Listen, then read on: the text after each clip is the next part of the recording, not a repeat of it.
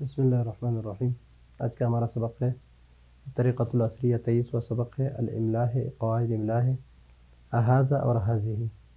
یہ دونوں کو ہم پچھلے سبق میں تفصیل سے پڑھ بھی چکے ہیں، لیکن کتاب کے طرز پر ہم اگر پڑھیں گے تو یہ دو قواعد لکھے ہیں، قواعد الاملاء۔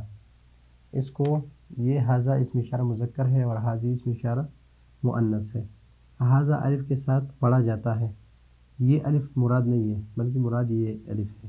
یہاں پر بھی یہ الف مراد ہے کہ یہ لکھا کس طرح ہے، ہاں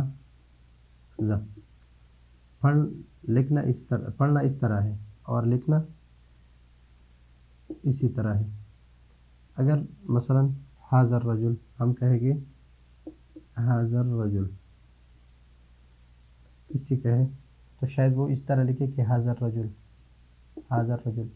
یہ ہم نے پڑھنا اسی طرح ہے، لکھنا اسی طرح ہے، یعنی بغیر الف کے، یہاں پر الف یہ نہیں لکھنا ہے۔ اور اسی طرح جو حاذہ ہے، حاذہ، اس کو بھی مثلا اگر کوئی کہے کہ لکھو حاذہ امرأہ یا حاذہ کراسہ یا حاذہ کتب، تو یہ الف جو ہے اس میں نہیں لکھنا ہے، بلکہ ہم کیا لکھیں گے، اس کی جگہ پر ہم اس کی جگہ پر لکھیں گے حاذہ۔ اس پر اگر تھوڑا سا یہ لگا دیں تو صحیح ہے، یہاں پر اس کی جگہ پر بھی یہ لکھنا ہے۔ تو ہم نے پڑھنا اگرچہ اسی طرح ہے لیکن لکھنا اسی طرح ہے۔ تو یہاں پر اب دو قاعدے ہم نے ذکر کی ہے کہ حاذہ اور حاذہ، اس کو پڑھنا اسی طرح ہے اور لکھنا اسی طرح ہے، یعنی اس میں جو الف ہے بغیر الف کے ہم نے لکھنا ہے، بغیر الف کے ہم نے لکھنا ہے۔ مثلا حاذہ،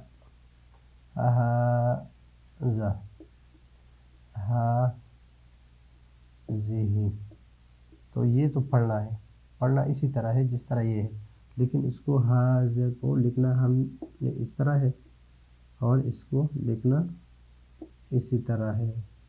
اگر ہم اس طرح لکھیں گے تو یہ غلط ہوگا، عربی کی جو قواعد ہے، املاء کے قواعد ہے، اس کے خلاف ہوگا۔